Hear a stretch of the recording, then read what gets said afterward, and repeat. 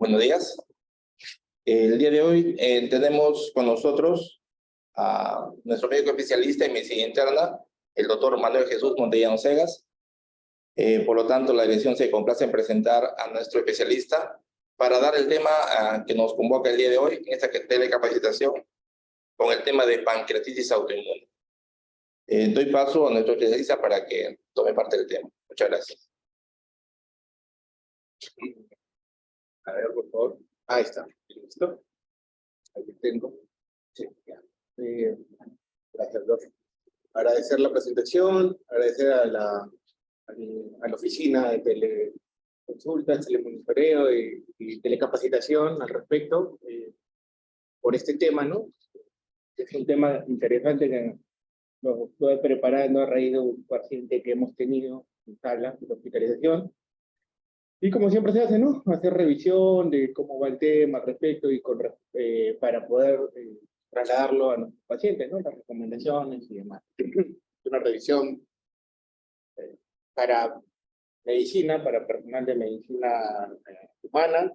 Tengo entendido que hay diferentes áreas, así que algunas cositas vamos a pasarlas más, un poco más rápidas y hacer hincapié en cosas importantes del tema. Empezamos entonces, ¿no? Como siempre, una pequeña agenda de lo que vamos a hablar, ¿no? Respecto. Introducción, historia, epidemiología, cuadro clínico, ¿no? Pruebas diagnósticas, diagnóstico diferencial, siempre interesante, y tratamiento.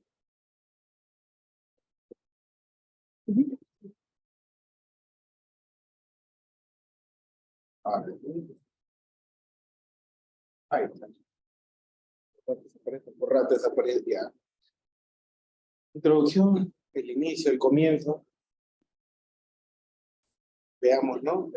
Bastante literatura que se va a ver al respecto es literatura asiática, ya que es ahí en esos lares donde se describe más la patología, ¿no? Y donde han hecho más estudios al respecto. De manera breve mencionar que la pancreatitis autoinmune es una enfermedad crónica, caracterizada por ataques agudos y con una particularidad de respuesta a corticoides, ¿no? Tiene un aspecto, lógicamente, como su nombre mismo lo dice, autoinmune, ¿no? Donde vamos a poder encontrar elevaciones de inmunoglobulina, en especial de una llamada G4, y de anticuerpos, ¿no? Autoanticuerpos.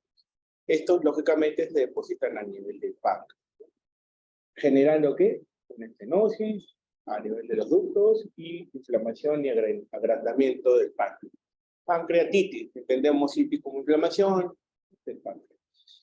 Respecto a esta inmunoglobulina G4, que digamos en los últimos años está en boga, ¿no? Mencionada, relacionadas a diferentes patologías, mencionar cosas importantes como que el 5 o 6% de la población sérica pudiera encontrarse esta inmunoglobulina G4, y que hay órganos involucrados en ella, o sea, donde pudieran haber daño, ¿no?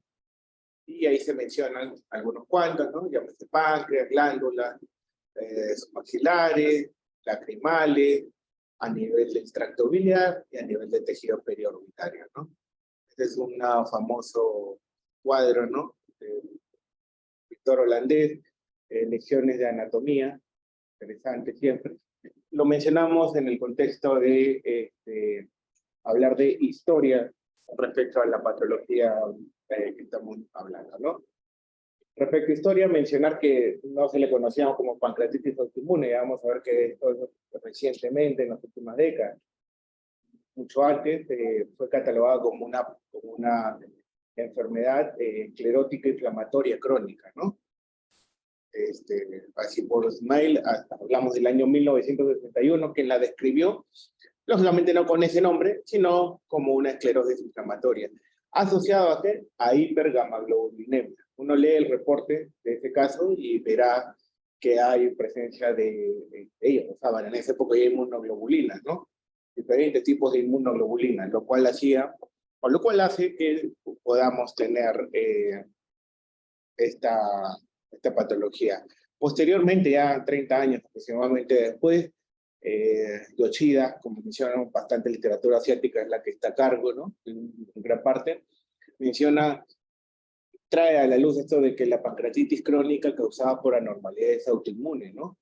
Por lo tanto, ahí justamente es lo que les menciono de la autoinmunidad. Y posteriormente, en el 97, se asocia estas inmunoglobulinas elevadas, ¿no?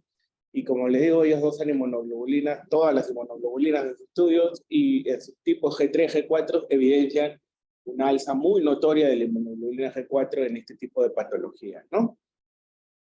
Inmunoglobulina G está elevada, ¿cierto? Sí, pero el predominio de G4, por ejemplo, ¿no? Y cómo puede cambiar esto en el transcurso del tratamiento. Entonces, aquí, en estas breves descripciones, queremos ver que no fue que hasta 1995, hace aproximadamente ya 20 años, 30 años de promedio, que recién se habla de la pancreatitis autoinmune, ¿no? Como tal. Previamente a ella se planteaba como una esclerosis, ¿no? Inflamatoria crónica, dentro del grupo de la pancreatitis crónica, y su asociación con la inmunoglobulina G4 posteriormente también, ¿no? 2 años después. Entonces, hay enfermedades relacionadas con inmunoglobulina G4 como un nuevo cuadro clínico patológico, ¿no? Así se propuso. RD significa enfermedad relacionada, ¿no? En inglés. Y, lógicamente, basada en histopatología, lo que se menciona en este estudio interesante del año 2003, menciona qué patologías o qué órganos son los involucrados en esta enfermedad por depósito de inmunoglobulina G4. A la cabeza páncreas, pero existen otros órganos, ¿no? Muchos otros órganos. Peripancreática, biliares, ¿no? Vesícula, nódulos linfáticos, en general, ¿no? Lo que leen ahí. Entonces, ya evidencia ese cuadro. Entonces, ahora eso es como que un carácter general respecto a lo que vendría a ser historia. Ahora vamos a hablar de epidemiología.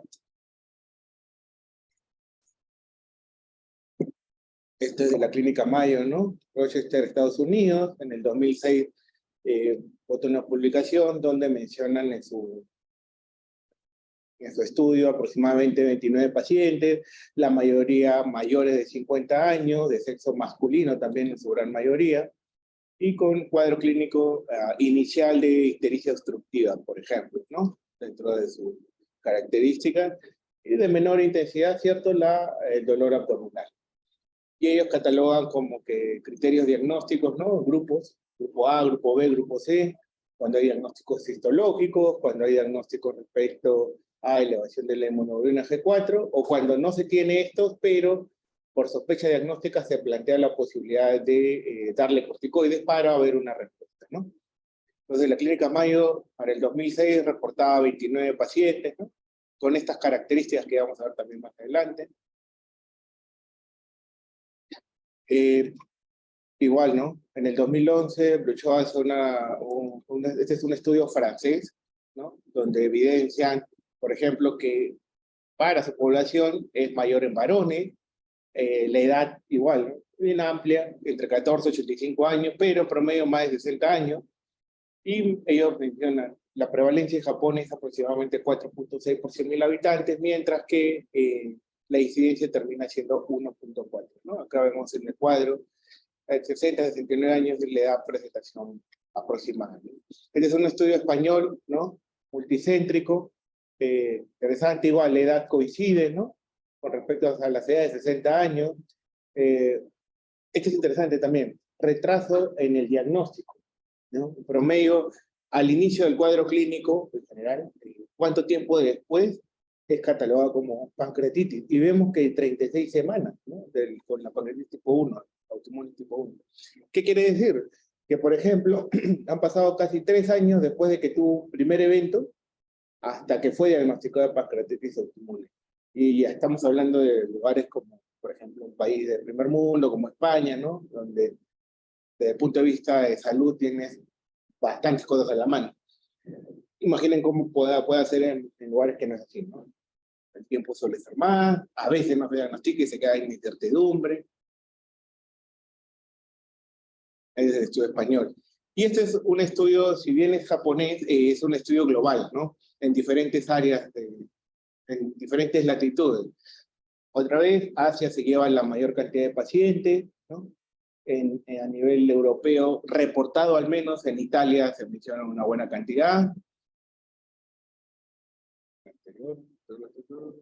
¿ya?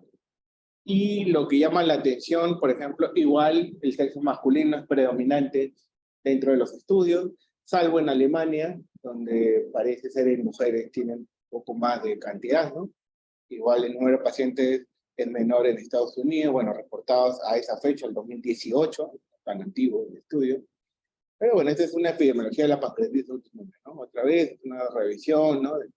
Que se ha realizado. Respecto a la fisiopatología, ¿qué vamos a revisar de fisiopatología? Ahorita hablar de fisiopatología involucra hablar de inmunología, de genética, ¿no? Desde el punto de vista genético, esto lo vamos a pasar relativamente rápido porque habría que ampliar mucho y entiendo que pues, no todos son personal médico y por ahí que les puede parecer medio engorroso. Para el 2002 hablábamos de predisposición genética, ¿no? Serotipos de antígenos leucocitarios humanos susceptibles, ¿no? A que puedan padecer de por pancreatitis autoinmune, o asociado a recaídas, pacientes que no mejoraban a pesar del tratamiento, por ausencia de ácidos asparticos, ¿no? A nivel de la posición cromosoma 57, o alteraciones de los polimorfos en un nucleótido igualmente, ¿no? Donde se ve alteración. Esto desde el punto de vista genético, o sea, puede haber alguna alteración que genere que haya mayor susceptibilidad o más bien en tratamientos que no respondan adecuadamente. Desde el punto de vista inmunológico, acá hay algo interesante, la autoinmunidad, ¿no? Se dice que la pancreatitis autoinmune está asociada a anticuerpos. Acá hay anticuerpos, por ejemplo, anticuerpos antinucleares, ¿no? Como por ejemplo los famosos casos para lupus, ¿no? Donde encontramos sanos positivos, y bueno, otros como la lactoferrina, de la tripsina receptora pancreática. Entonces, estos anticuerpos suelen estar atacando habitualmente a los acinos, generando inflamación, ¿no? A nivel de los pulmones. Posteriormente, también se ha visto que hay un mimetismo molecular. ¿Qué quiere decir? Una bacteria muy conocida como es el Helicobacter pylori está asociada a la respuesta inmune aumentada y generando este tipo de inflamación, ¿no? El cuadro. Y a nivel de medio ambiente, ¿qué tenemos al respecto? Que se describe los apicultores, por ejemplo, estas personas que trabajan con abejas, ¿no? Su exposición intensa, prolongada, ¿no? En general también está asociada a exposición aumentados de inmunoglobulina G4, que es parte del cuadro inicial del paciente, ¿no? De su elevación. Pero así como en los apicultores, también puedes encontrarse en diferentes tipos de sustancias, solventes, polvos industriales, ¿no? Entonces, entendemos que el Helicobacter pylori, sustancias como, en este caso, bueno, medio ambiente, como abejas o solventes, pudieran generar una descompensación a nivel inmunológico. Las células inmunitarias, entendamos que pancreatitis autoinmune hay de dos tipos, tipo 1, tipo 2, más frecuente el tipo 1. La célula involucrada más linfocito B, mientras que en el tipo 2, linfocitos T. Y la patogenia, que tiene que ver mucho con el CTLA4, que viene a ser el gen del antígeno 4 del linfocitos T. Entonces, ese es desde el punto de vista inmunológico. Aquí cosas puntuales, ¿no? Entendamos, un disparador, un driver inmunológico va a generar una activación de células B, que es pancreatitis autoinmune tipo 1. Estas van a actuar sobre los plasmoblastos, ¿no? Acuérdense ese término, plasmoblastos, diferenciación celular posteriormente, ¿no? Aquí a nivel de este cuadro lo que quiero que tengan en cuenta es que autoantígenos, mimetismo molecular, vamos a actuar sobre células T, helper 1, 2, reguladoras, generando incremento de eosinófilos, de inmunoglobulina E, y también de inmunoglobulina G4, lógicamente, y eso a la larga, ¿qué nos va a llevar? A fibrosis, que es una característica histológica del cuadro también, pues, ¿no? A raíz de todas estas alteraciones. Plasmoblastos, eosinófilos, inmunoglobulina E involucrada. Ahora, estos inmunos complejos depositados a nivel de epitelio van a generar daño a nivel de diferentes tipos de órganos, que también es un dato característico de la pancreatitis autoinmune. Entonces, ¿qué dice Liu? Las células productoras de inmunoglobulina G4, ¿no? A través de las células TGP2 vamos a generar diferentes tipos de interleucinas. ¿Y quién aumenta la secreción de estas inmunoglobulinas G4?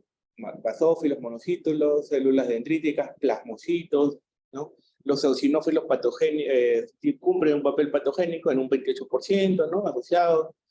Y las citoquinas TH2 también expresan eotoxina que vamos a generar inatracción de eosinófilos. Quiere decir que eosinófilos también está involucrado en este cuadro, ¿no? Respecto al cuadro clínico, ya hemos hablado de la fisiopatología. A grosso modo, dentro del cuadro clínico, otra vez este estudio del 2018, interesante, menciona las características clínicas más frecuentes, ¿no?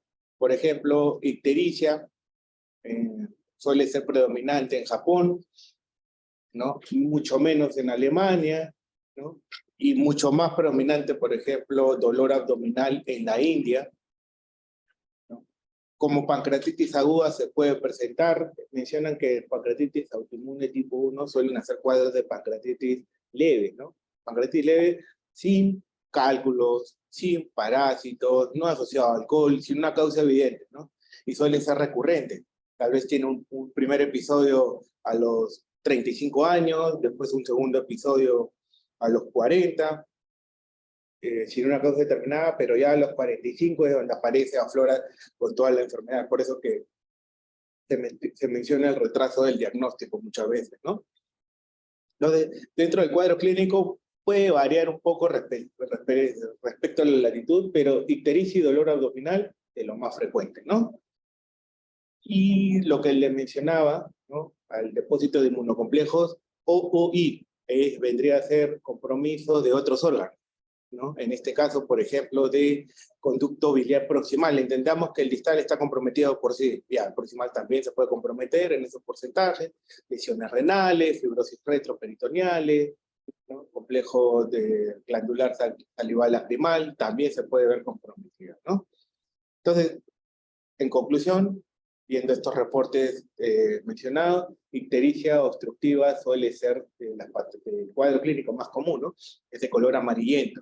Asociado a otros síntomas, dolor abdominal, fatiga, pérdida de peso, y algo interesante, masa pancreática. Algunas oportunidades se puede presentar de esa manera, lo cual va a ser poner duda el diagnóstico y lógicamente plantear otras posibilidades. El dolor abdominal, lo que les mencionaba, en el tipo 1 suele ser leve o a veces casi no intenso, mientras que en el 2 sí puede ver agudo, intenso, que es mucho menos frecuente, ¿no? Y hay una disfunción pancreática exocrina a la vez, ¿no? Que está asociada a diabetes. Estas son características generales de la tipo 1, tipo 2, ¿no? Como se veía en los reportes, la mayoría de varones, el tipo 1 más en asiáticos, ¿no? Pancreatitis esclerosante, compromisos de otros órganos a comparación de la tipo 2, ¿no? Asociados a enfermedad inflamatoria intestinal, que es frecuente en Europa, por ejemplo, la tipo 2. Diagnóstico en el tipo 1 puede establecerse clínicamente, mientras que en el tipo 2 sí se requiere de biopsia. La respuesta al corticoides, por suerte, sí está alternada. Ya lo vamos a ver después. Otra vez, lo que mencionábamos en un comienzo, ¿no? Que otros órganos están asociados a depósito de inmunoglobulina G4, árbol biliar, riñón, ganglio, vesícula. Y en todo caso, donde se deposita esta inmunoglobulina, también genera síntomas. Por ejemplo, a nivel ocular, pseudolinfoma, a nivel de vías biliar, colangitis esclerosante, a nivel de ganglios linfáticos, adenopatías mediastinales, ¿no? A nivel de ganglios salivales, cialodenitis, esclerosantes, tiroiditis de Riedel en las tiroides, y así, ¿no? Entonces, entendamos que este depósito de inmunoglobulina G4 puede comprometer en diferentes órganos. Quiere decir que nuestra paciente con pancreatitis autoinmune debería ser evaluada en todos estos lugares donde pudiera ya haber alguna alteración inicial, que no genere síntomas, no mucha repercusión, pero que ya está empezando, ¿no? Esta afectación de los órganos, otra vez, ¿no? Como, por ejemplo, el pseudotumor inflamatorio, que afecta órbitos, pulmón, riñón y otros órganos, ¿no? Síndrome de Mikulix, afectando glándulas lagrimales, salivales, tumor de Kussner, afectando glándula submandibular, la tiroiditis de Riedel que se ve ahí, es el pseudotumor inflamatorio, ¿no? Otra vez, casos así que se reportan, ¿no? Glándula submandibular agrandada, inmunoglobulina G2 si es mayor de alta, elevada en todo caso, ¿no? Varón de 54 años, glándula parótida elevada, igual inmunoglobulina elevada, proptosis la izquierda lagrimal, aquí por ejemplo la inmunoglobulina no está muy elevada, ¿no? Pero llama la atención. pero el TEM habla de un páncreas alargado, difuso, ¿no? Y con hipodensidades en riñón izquierdo. Dentro de lo que vendría a ser aquí lo que habla en este estudio chino de una buena cantidad de tiempo, de 1995 a 2006, y que miren, 22 pacientes, ¿no? Siendo la gran mayoría, 25 pacientes, siendo la gran mayoría de ellos varones. Manifestación clínica habitual, otra vez, ictericia, dolor abdominal, como se viene mencionando, ¿no? Aproximadamente 6-25% tuvieron historia de enfermedad autoinmune previa asociada a pancreatitis autoinmune. Igual, ¿no? La correlación que existe. Características demográficas, por ejemplo, este es el estudio de López Serrano en España, y habla igualito. Dolor abdominal en su gran mayoría, ictericia también, ¿no? En Asia es más ictericia, también hay dolor. En España ellos encuentran más dolor, también ictericia. Va por ahí, repercute por ahí. Y otros órganos involucrados igualmente, ¿no? Los que se mencionaban.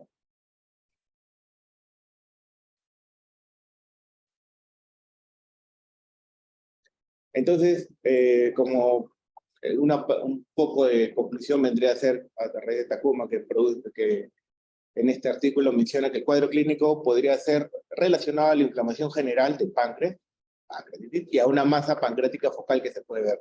En caso de que sea una masa pancreática, lógico, ya se sobreentiende, debemos excluir un NM, ¿no? Habitualmente en ese contexto. Y a pesar de, ponte en estos lugares, a pesar de tener toda la mano y demás, el diagnóstico erróneo de un NM de páncreas puede ser hasta de un 29.7%. O sea, haber diagnosticado el NM y a la larga no ser, ¿no? Y terminar siendo una pancreatitis autoinmune con presentación en forma de masa, ¿no? El error, el diagnóstico que siempre puede estar a la mano, ¿no? ¿Cómo podemos diferenciar en todo caso, doctor, una pancreatitis autoinmune de un tumor pancreático, ¿no? Un NM. Acuérdense que el NM no es como que brusco, suele ser progresivo, ¿no? Empieza y avanza, ¿no? El síndrome consultivo, el dolor intenso, más que en una autoinmune fluctuante, ¿no? Puede remitir de forma espontánea. Pero hay algo interesante, los compromisos de otros órganos es más asociado a autoinmunidad, ¿no? Esos glándulas submandibular, maxilares, órbita, en general, ¿no? Y si no hay rasgos característicos, o sea, si existe la duda, lo que se menciona es que se debe descartar primero malignidad. Por lo tanto, tendrá que ir a biopsia, ¿no? Idealmente. Ahora, ¿qué tenemos con respecto a las pruebas diagnósticas? Acá nos va a servir un poco la fisiopatología que se vio previamente, pero es una enfermedad por depósito de inmunoglobulina G4 a nivel de páncreas, ¿cierto? Por tanto, si yo encuentro valores más de 140, tengo una sensibilidad de especificidad alta, pero mayores de 280 o de 2 veces su límite superior normal nos habla de una mucho mejor especificidad, ¿no? Doctor, ¿y qué pasa si tengo mi valor entre 135 y 200? Bueno, habrá que valerse de otros datos adicionales. Pero si, por ejemplo, tengo un paciente con 300 de inmunoglobulina G4, 1000, como aparece en uno de los casos previos, ya, ese es, muy probablemente sea una pancreatitis menos, tomar en cuenta, ¿no? Valerse de otros problemas. Doctor, ¿y en el NM de páncreas puede haber elevación de la inmunoglobulina G4? Sí, en un 10%, pero solo 1% es mayor de 280. Quiere decir que si va a estar elevado, va a estar elevado en menor cantidad, ¿no? Otras causas que pueden generar, por ejemplo, elevación de la inmunoglobulina G4, alergias, parasitosis, pénfigo, ¿no? Que pueden ser diferenciales. Acuérdense de la inmunoglobulina E, de los eosinófilos, ¿no? Digamos que de eso puede jalar los diferenciales. Esto son plasmoblastos. La parte de fisiopatología mencionaba que la activación a nivel de las células B iba a estimular los plasmoblastos para generar células plasmáticas. Está en estudio. Son biomarcadores prometedores, mencionan mejores que la inmunoglobulina G4, y se está viendo en estudio principalmente para evaluar respuesta a la terapia, ¿no? Eso lo mencionaba Wallace, ¿no?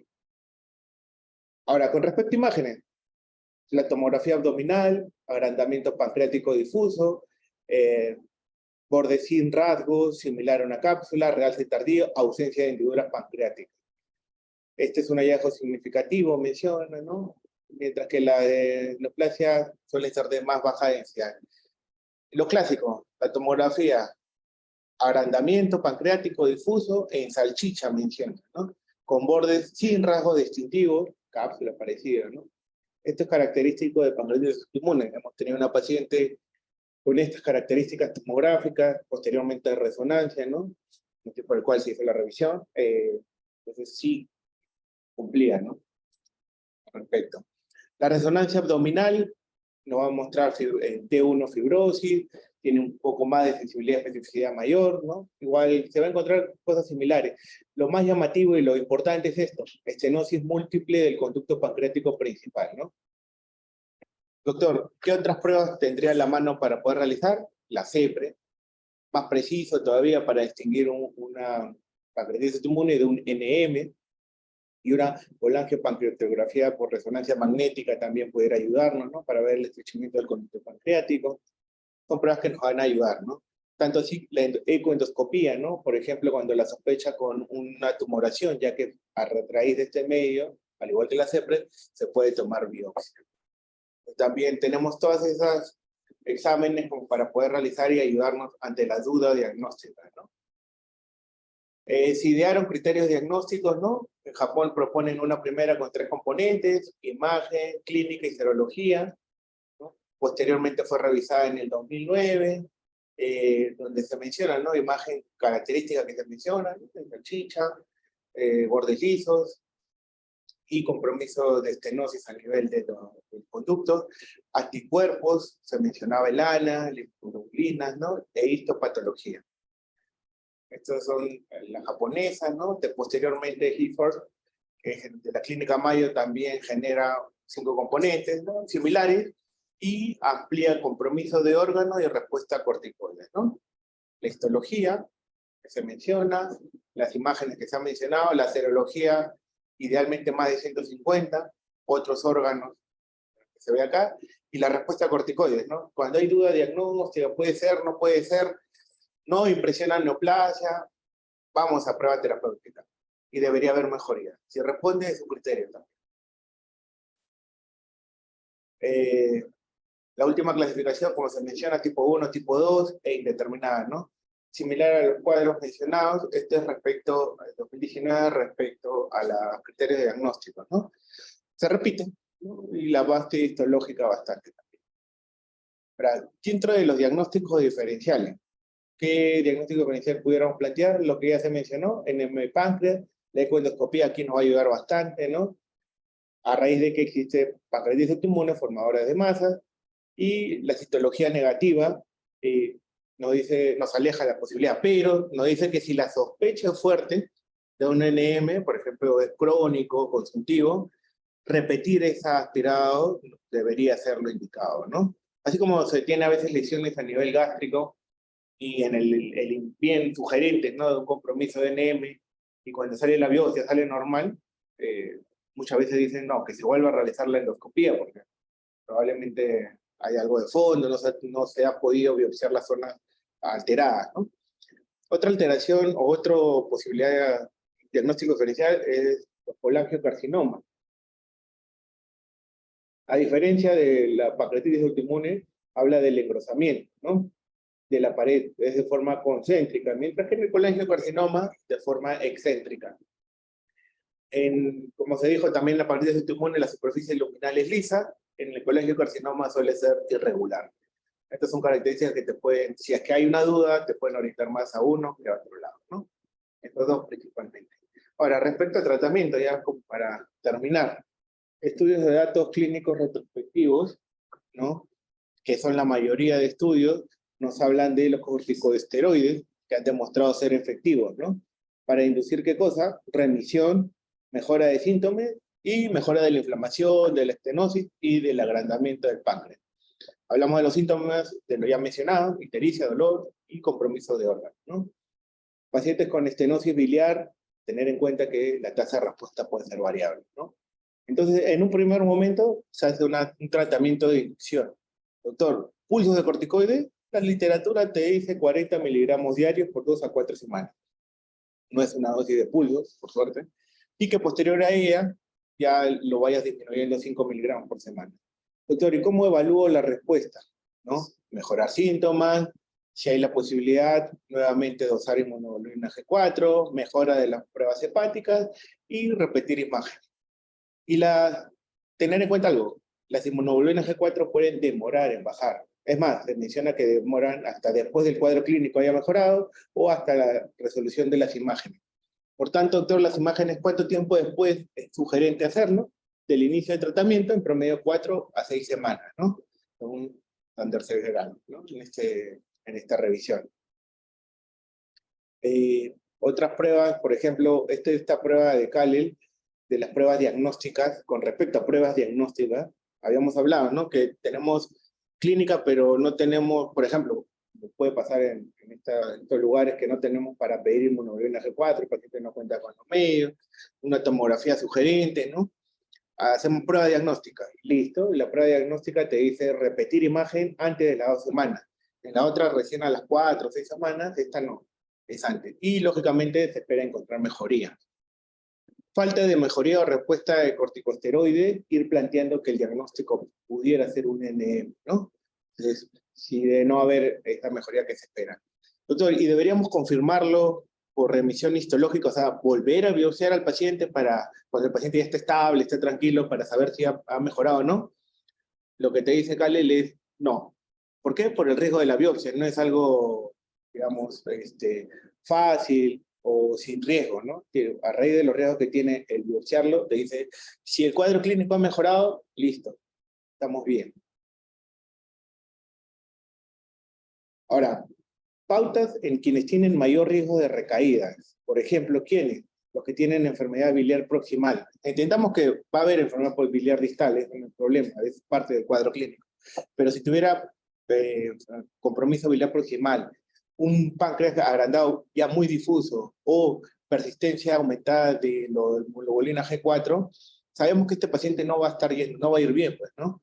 Si la tomografía tomada tampoco mejora, y la afección inicial es más de 2 órganos, glándula submandibular, maxilares, adenopatía, biliares, por ejemplo, ya tú dices, parece que algo más va a estar difícil de manejarlo, no va a tener más riesgo de que recaiga. ¿Se puede predecir estas recaídas? Se mencionan que sí, entre comillas, dosando el inmunoglobulina G4, ¿no? Que vemos que no hay un descenso ideal, pero también si al inicio hay inmunoglobulina E y eosinofilia basal sérica aumentada, ¿no? Parte del cuadro de fisiopatología.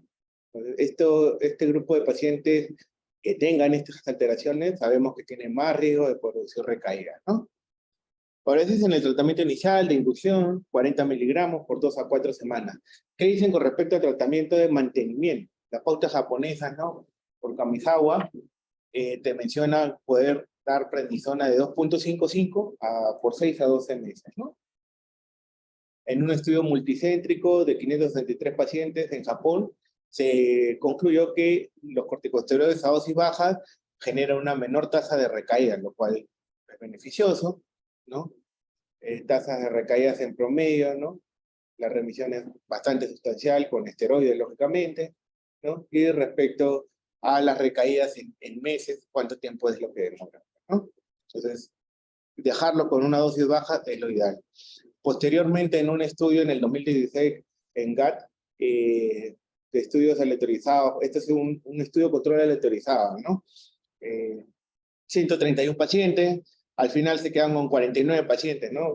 Lógicamente lo siguen, 30 a 19, a 30 a 19 de los pacientes le dieron tratamiento por 26 semanas y luego cortaron. Le hicieron seguimiento por 3 años a ver cómo iban.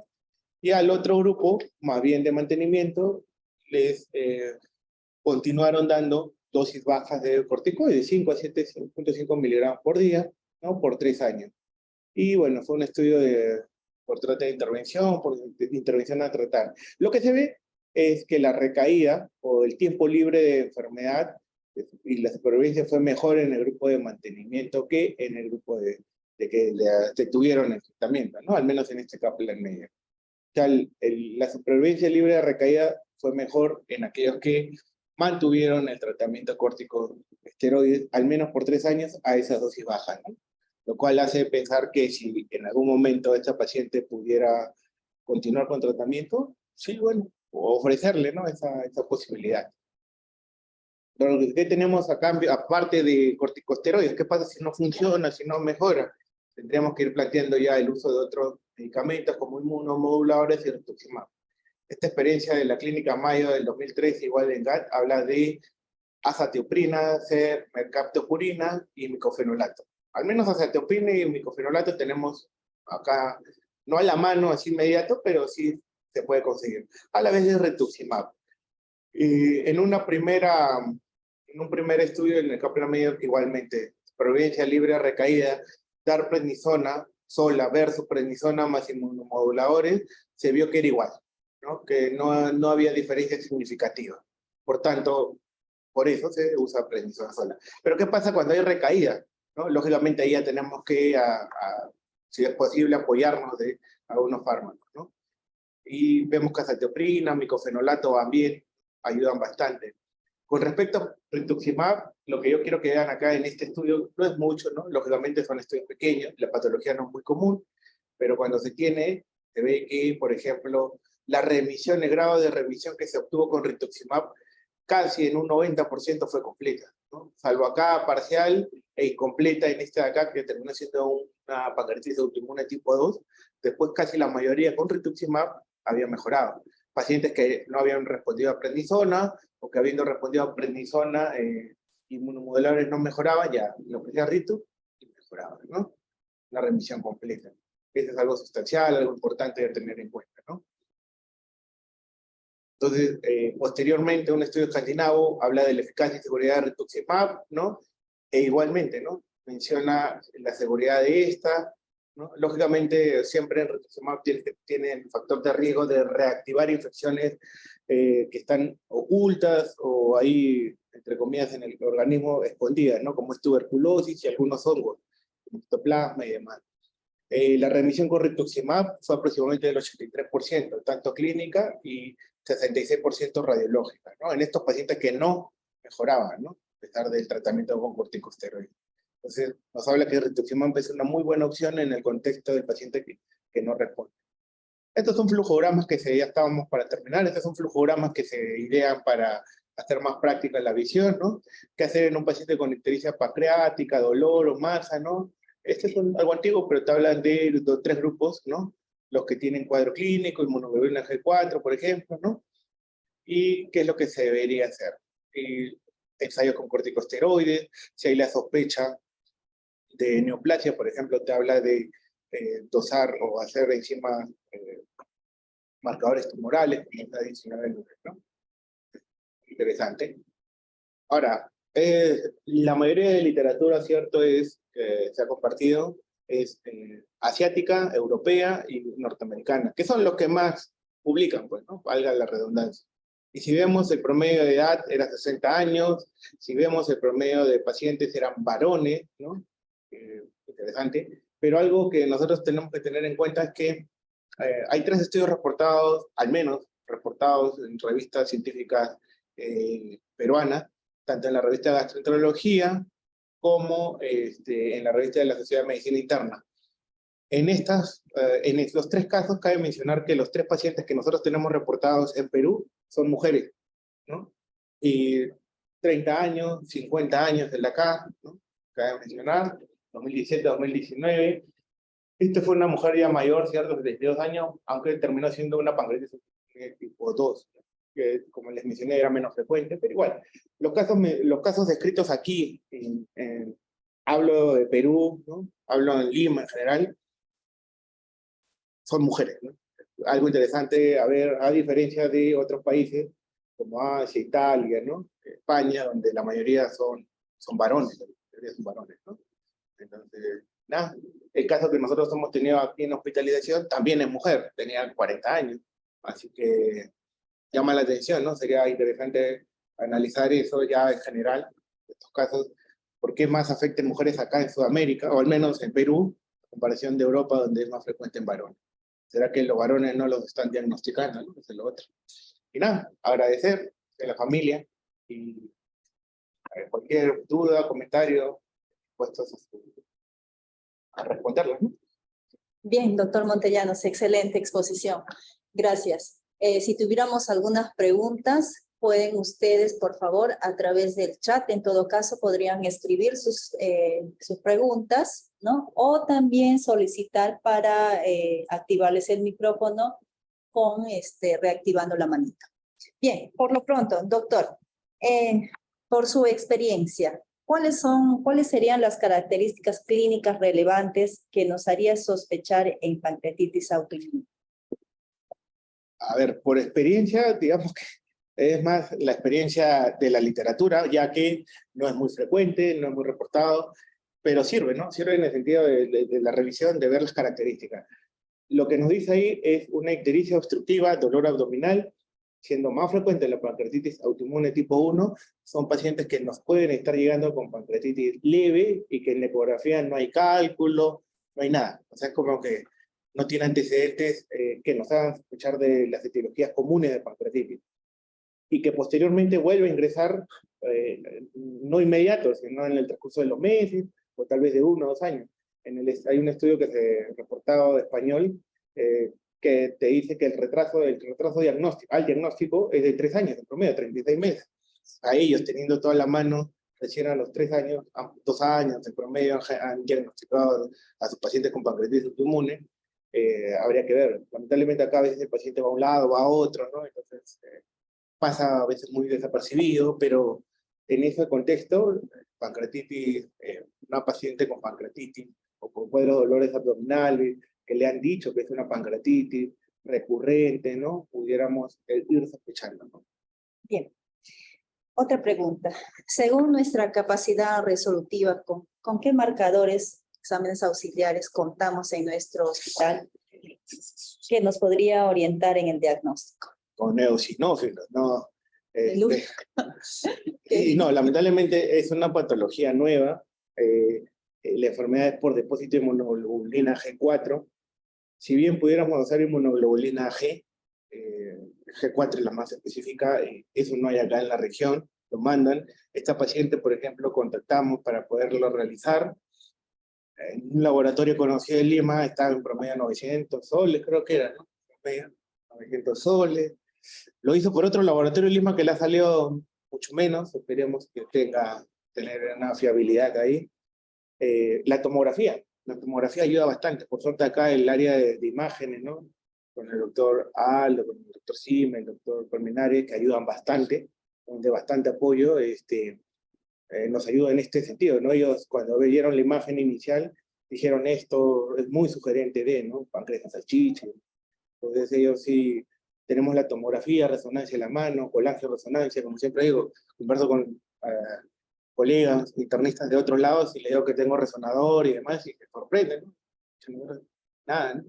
En ese sentido sí nos pueden apoyar el cuadro clínico. La pancreatitis autoinmune tipo 1, el diagnóstico te menciona que puede ser clínico, ¿no? Clínico y con el apoyo diagnóstico de la imagen.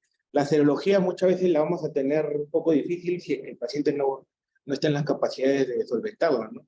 Por ahí que si fuera económico, el mismo equipo pudiera, pero es carito, ¿no? Entonces, esta última paciente ha podido realizarlo, ¿no? Veremos el resultado por consultorio a ver qué sale. Pero al momento de eso, ¿no? Tal vez más adelante tengamos otros tipos de cuadros. Bien, bien, doctor. ¿No tenemos preguntas, ingeniero? ¿Cómo podríamos, en todo caso, doctor, ¿sí? ¿Ingeniero? Ya, buenas tardes. ¿Esta enfermedad se puede prevenir? Si no es así, ¿es mortal? Ya. Buenas tardes, Herminia. ¿La enfermedad se puede prevenir? Pues no. No se puede prevenir porque no sabemos en qué momento va a aparecer y demás, ¿no?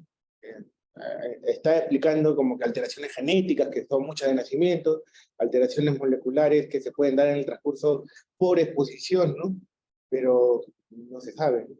Tener en cuenta que es una patología no muy frecuente, al menos no descrita muy frecuentemente, así que va a ser complicado poder prevenirlo, ¿no? Cuando son enfermedades comunes y demás, por ahí que sí, constantes, puede que sí tener una manera de poder generar pues, prevención. En estas no. ¿Es mortal? Pues no. Muchos responden a corticosteroides. La gran mayoría responde a corticosteroides. El problema es cuando se deja pasar mucho tiempo, la respuesta es menor, ya se menciona ahí en los artículos, y lo otro es que ya empieza a dañar otros órganos, y ese es el problema, ¿no? Cuando hay asociado una fibrosis mediastinal, ¿no? Y otras cosas que pudieran generar mayor daño y lógicamente complicaciones y demás. Entonces, lo ideal es, ante la duda o la sospecha, también hay que ser bien acuciosos para plantearlo. Por, otra vez, va a venir una vez, va a decir, una pancreatitis leve, listo, chao. Va a venir una siguiente, lo va a ver otro médico, una pancreatitis leve, chao, ¿no? Y ya para eso van generando 2, 3 cuadros, aparecieron ganglios. Complicado es, ¿no? El diagnóstico. Pero si se llega a darle tratamiento y a evaluar, la evaluación llega a ser rápido, por ahí que el manejo y el pronóstico no es tan desfavorable, ¿no? Bien, tenemos otra pregunta de César Magallanes. Doctor, buenas tardes. ¿Qué tratamiento farmacológico se puede brindar en primera instancia? Yo diría que si bien el tratamiento se menciona como tratamiento corticosteroide, lo ideal sería primero analizar bien el caso, el diagnóstico, y una vez que se tenga, no digo certeza, pero al menos una gran probabilidad diagnóstica, conversarlo para iniciarle el tratamiento. El tratamiento es corticosteroide, por suerte. Y corticosteroides sí es de uso frecuente, de acceso muy rápido, entonces tenemos esa posibilidad, ¿no? Ahora, ¿qué otro tratamiento? No, es simplemente darse cuenta que... ¿Por qué digo que hay que ser bien juiciosos en el sentido de que a veces no se puede diferenciar mucho de una neoplasia, ¿no? De un NM de páncreas, que se mencionaba. Entonces, si yo le voy a empezar a un NM de páncreas corticosteroides, puede que hay una mejoría parcial, pero no adecuada, ¿no? Porque sabemos que corticoides suele mejorar siempre todo, ¿no?